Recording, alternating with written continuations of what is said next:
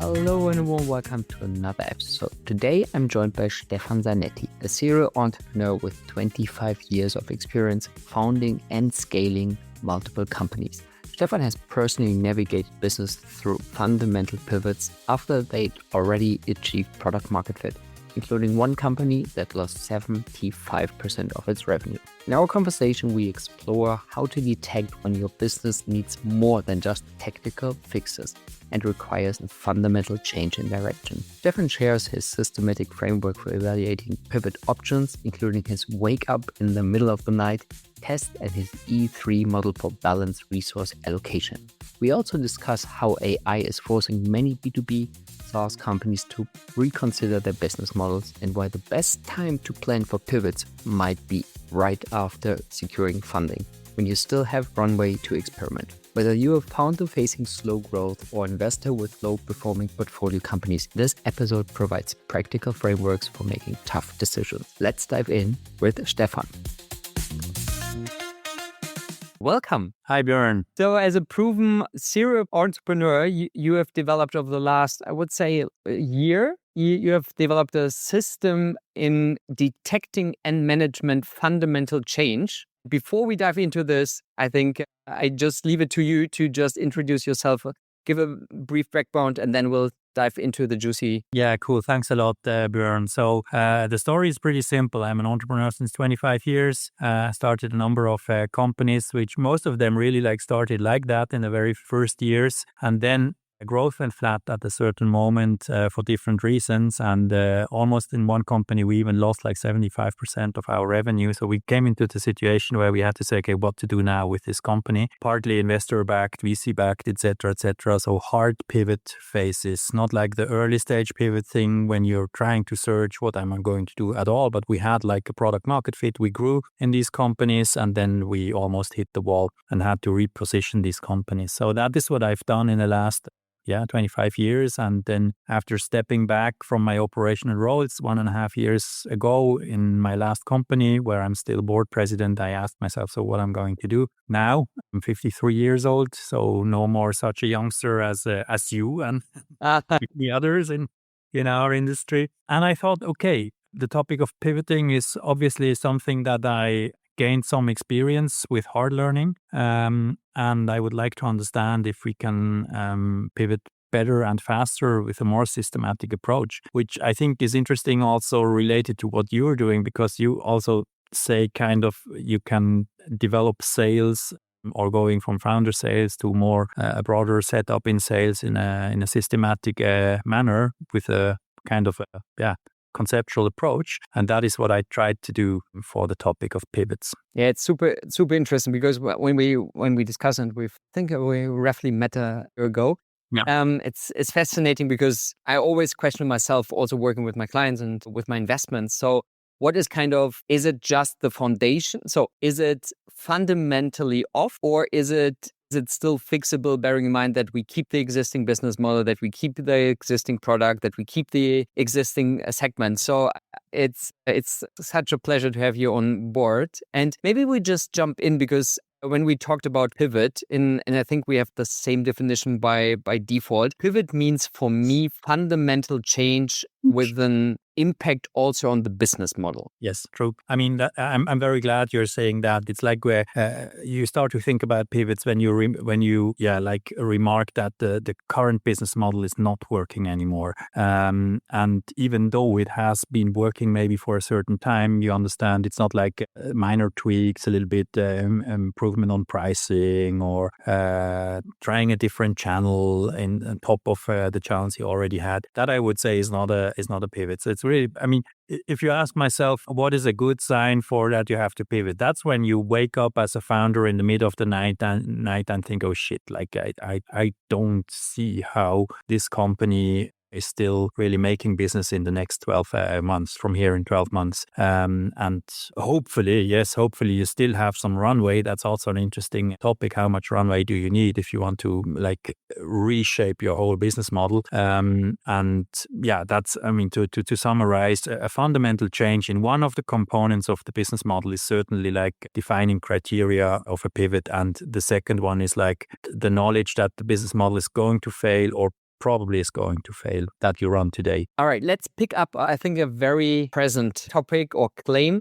We talked about clickbait on LinkedIn. So the death of SaaS getting more and more influenced and harmed by AI. Yeah. So what's your perspective on that? Well, first of all, as you said, all these types of articles are mainly also here to just generate a lot of clicks and discussions. And it's the world is never black and white, of course. And of course, SaaS has a place in the software industry and has a big story, big successful companies that arise from that. But what we also recognize, at least, I recognize that in my direct environment, many SaaS companies, especially also B2B SaaS companies, have a harder time than they had before. And there is this pressure of like, okay, what's next? And what I see there is with the whole like AI layer that comes atop of what SaaS companies have delivered today, that triggers in quite a number of companies that I'm accompanying the question, are we still only going to be a software company, a pure software company in the future, or do we maybe have to change our business model, for example, towards a managed service provider? Because what does the AI technology mean? Ultimately, it means that the work that people have been doing today on a SaaS environment is gradually being taken over by agents doing that work.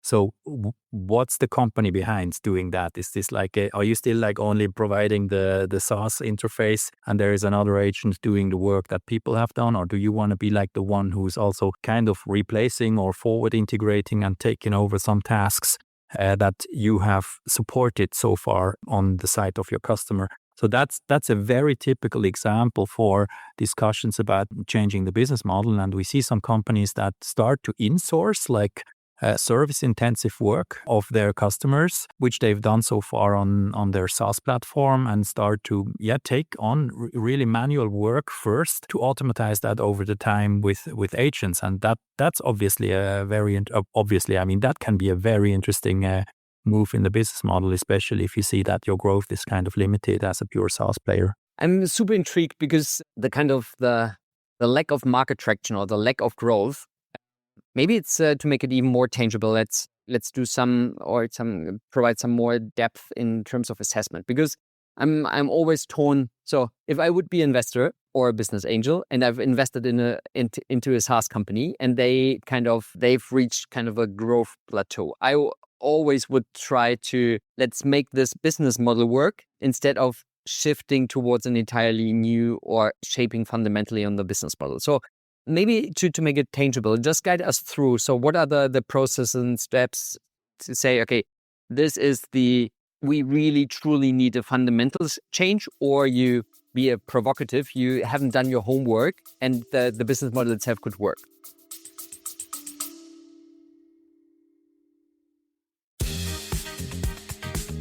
Hi there, just a brief break to share something exciting. My best-selling book, Funky Flywheels, is now available in both English and German. If you are building a B2B startup and want to scale smarter, this one is for you. I filled it with real-world insights from working with over 150 startups, alongside practical strategies to refine your go-to-market motion, enhance your sales efficiency, and accelerate growth. Grab your copy exclusively on Amazon. Links are in the show notes. And now back to your favorite episode.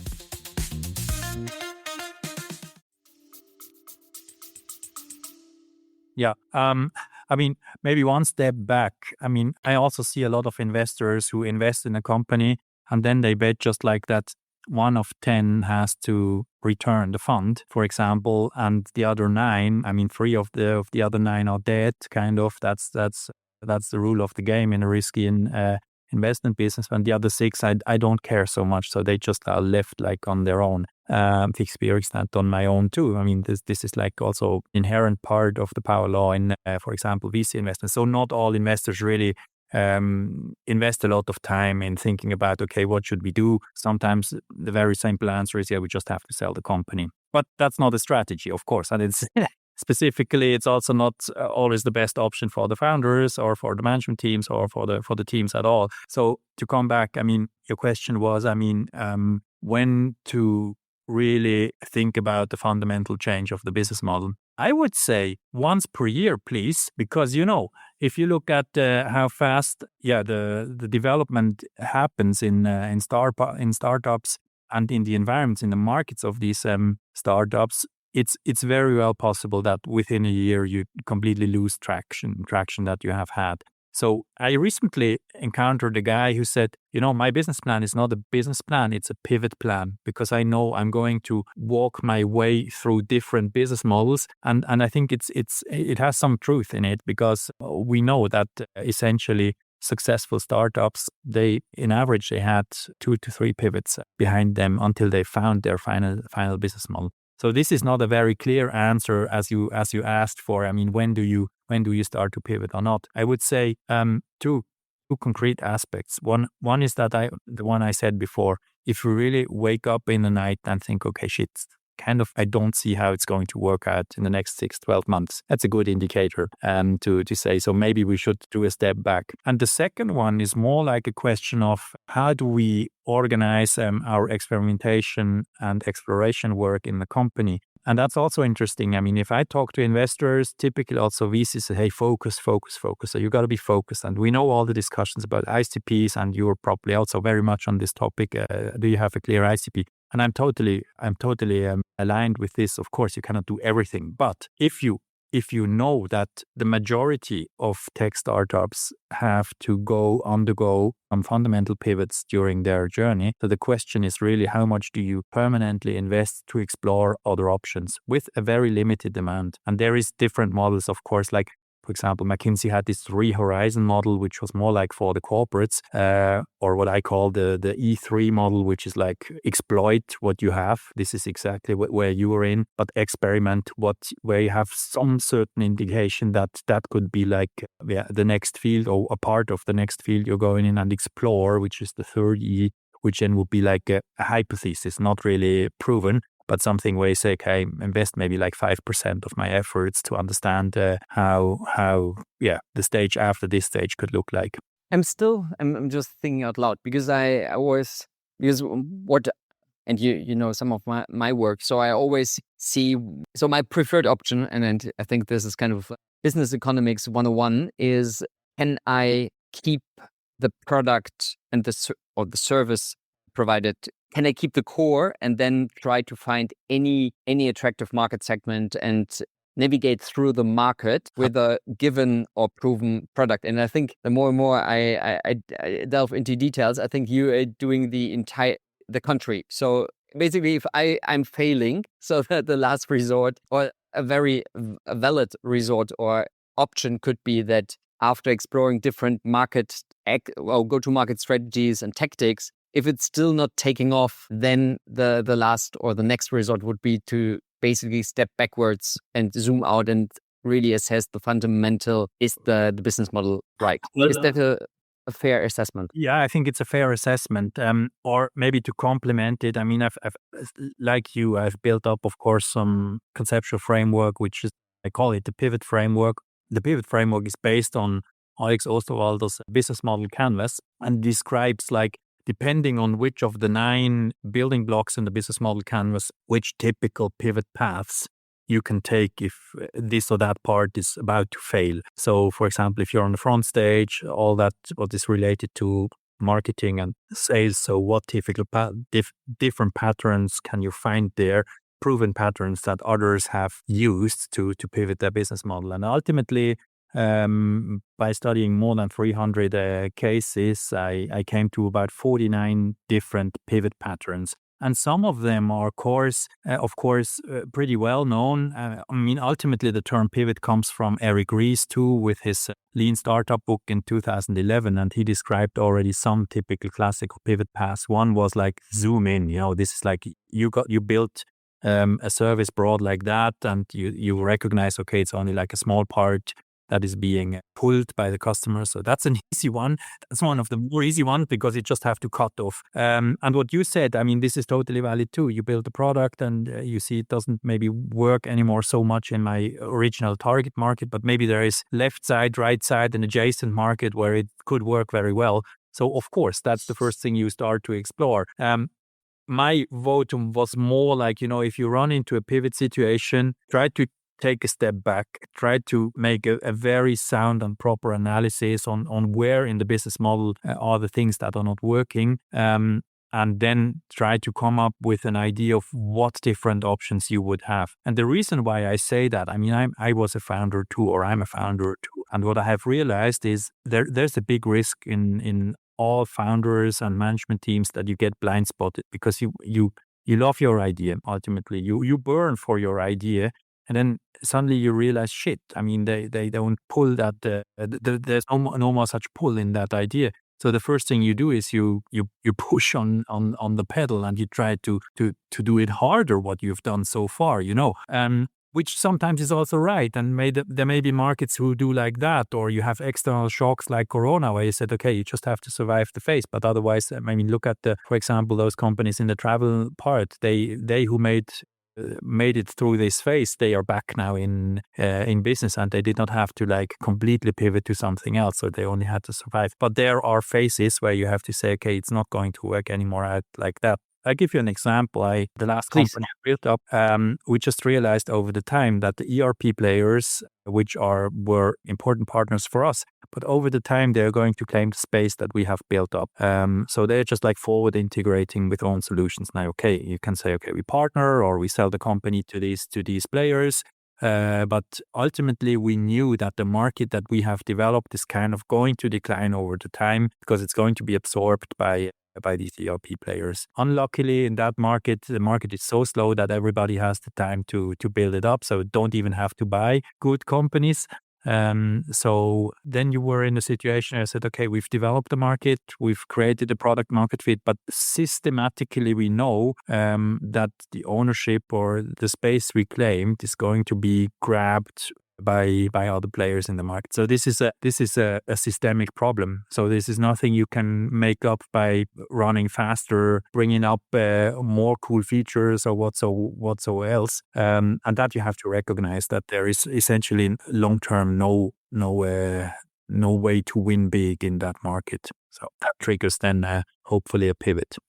Would totally agree, because when I was writing my book, as you know, the first chapter is about market segmentation, and it's one of the pieces I personally have overlooked for a long period of time, and also when I see some not so successful companies, and also like what you're describing, you're entering a market segment, and then at some point the growth slows down, and it's so crossing the chasm. Probably a lot of listeners have heard into it, but that's kind of I have the same default. So assessing the market segments and saying, okay, you've built up. Normally, I come in if they have built up some traction, and I'm assessing. So where's this traction coming from, and is our market big enough? And I'm not talking about ventured VC talk in terms of total addressable market, but is this segment big enough to reach our next growth milestone? And I think this is a very practical, tangible assessment and seeing, okay, is this just wishful thinking, or is that a realistic case, bearing in mind kind of 6 to 18 months? Yeah, true. I would agree. I did not want to say there is only one reason why you can end up in the situation thinking about the pivot. There is certainly what you say, how addressable is that market to. Sometimes you also don't know it when you start, of course, or you have a perception that this market is going to be super huge, but for whatever reason, it turns out not to be. But to be, what you say is having being that humble to say, okay, maybe the initial thesis was wrong.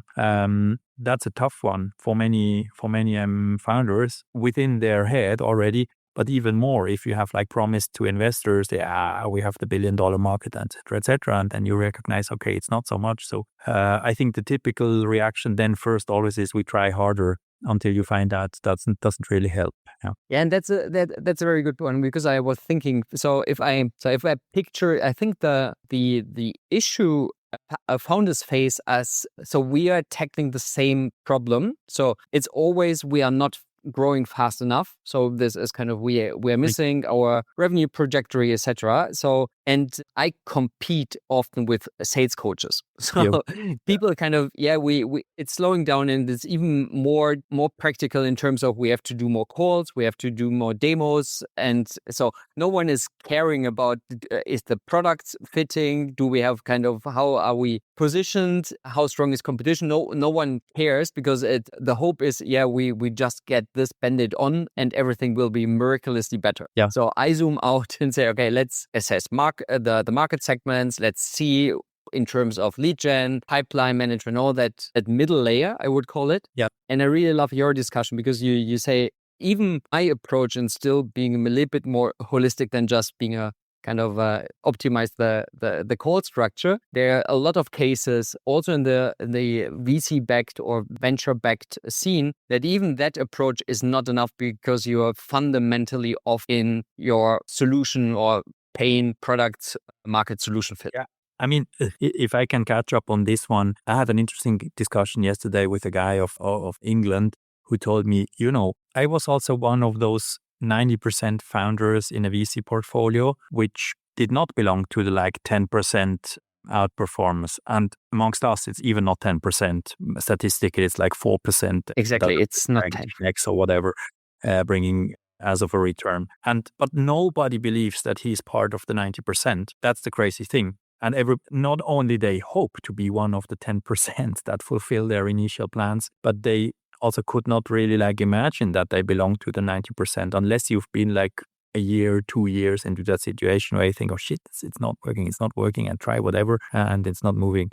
Now, if you only look at the stats, I mean, the stats say typically what you plan is going to fail. So what does that mean methodologically? Yeah. And the guy I talked to, he came up and said, in principle, the best situation to start the discussion about are you really on the right track or not is right after you got an investment. So he would expect a VC to say, okay, you know what? We've settled the deal. We all believe it's going to good. But the truth is 90% of the cases, it's not. So now what are we going to do to prevent that we are by definition going to be one of the 90%? So that is it sounds a little bit, on a meta level here, but being aware that, because we have this, you always see these super successful startups, and everybody wants to be on that unicorn track or whatsoever track. But being that realistic and that humble to say, no, I mean, chances are really, really, really high we're not going to make it with that initial plan. And then also being a little bit more relaxed and say, so what does that mean for us? So how do we manage the company in a way that we maybe belong to the 30% most successful guys, or that we foresee that it might change in 6 months, in 12 months, even that it's running very well. And related to that, I mean, the question goes back to you also. I mean, you said, okay, you start with trying to understand how big is the market, are we really on the right segments and so on. The question I would have for you is how often do you repeat that process? I mean, do you say, okay, you have to review that every 6-12 months because you assume things may change over the time too, or is this not part of the system? It's a great question. So the short ones is, and that's why it's one of the many reasons why I love working with early stage startups.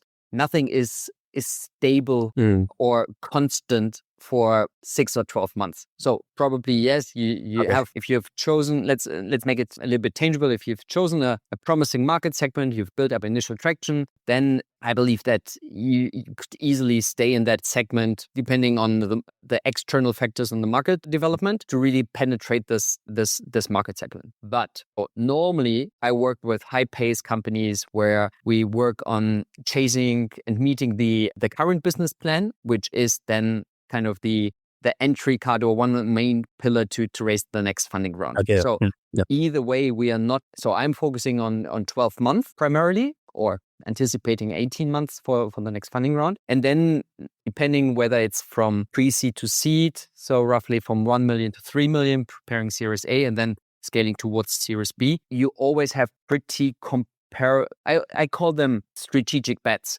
And what I like, and this is another topic where we might overlap, is I firmly believe that a lot of startups struggling with taking too many strategic bets on at the same time. So what do I say? What I mean by this is, for example, I have a client, they just did 3 million last year in terms of MRR growth, classic kind of VC case, a triple last year, triple 3x this year. And now we have 3-4 additional verticals. We are moving from mid-size to upmarket, so enterprise. And of course, classic VC game is internationalization. Yeah. This could be successful, but the chances to have so many strategic bets and aligning the entire company, or the capacity to really do it right, or at least solid, is super tricky. Yeah. So that's why, answering your question, for every of these kind of strategic bets in the ideal world, I do exactly the same. So what are the requirements to make this successful? Yeah.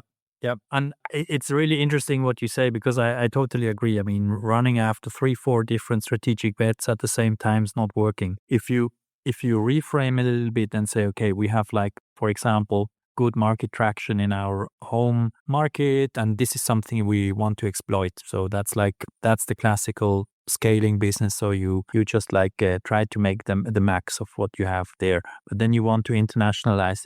This is a new bet, is a different bet, and that's. I mean, we made, for example, in one company the mistake. So we just internationalized towards 3 new countries, and then we built up sales teams there, etc., without having any proof that the solution that worked in Switzerland also should work in the other countries. So the bet was not wrong. It turned out to be wrong, but the bet, generally speaking, the bet was not wrong that this could apply to other markets. But the way how we did this was like in a complete exploit thinking. So now we are going to exploit the other markets. Instead of that, we say, okay, no, we have to have weak signals, and you start, maybe you don't have to have a guy who's already sitting in London, and certainly not 4.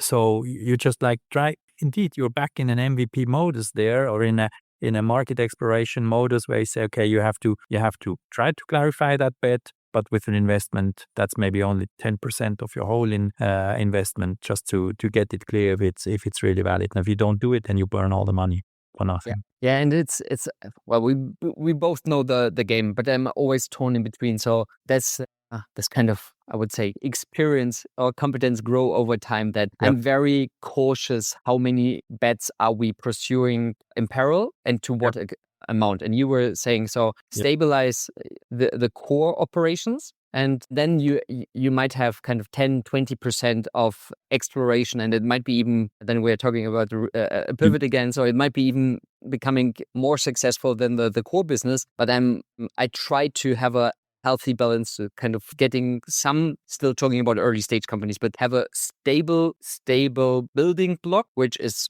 more working solidly. Because if you haven't, without a foundation, it's super, super risky to do everything at the same time. Absolutely.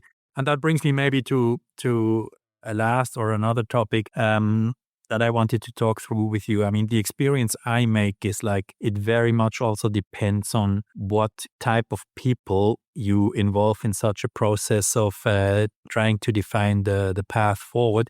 I mean, of course, in a pivot situation, it's pretty obvious. So the team that ran a company and ran into a pivot situation, kind of, that's the guys who ended up where they are. And it's highly questionable if these are the right people to define on their own, the next stage. Because for reasons, I mean, they've wrongly bet or whatever. So the thing I do in the work, I mean, I do with tech startups, I always try to define a group of people which are also not so close to the core business, maybe not so spoiled by the original founders' ideas. And I always ran them through first a questionnaire of 60 questions where they just have to answer, do we think we are good, not so good, -3 to +3, just to create kind of a databasis, which is not hard data, it's a perception data. And interestingly enough, the perceptions really differ.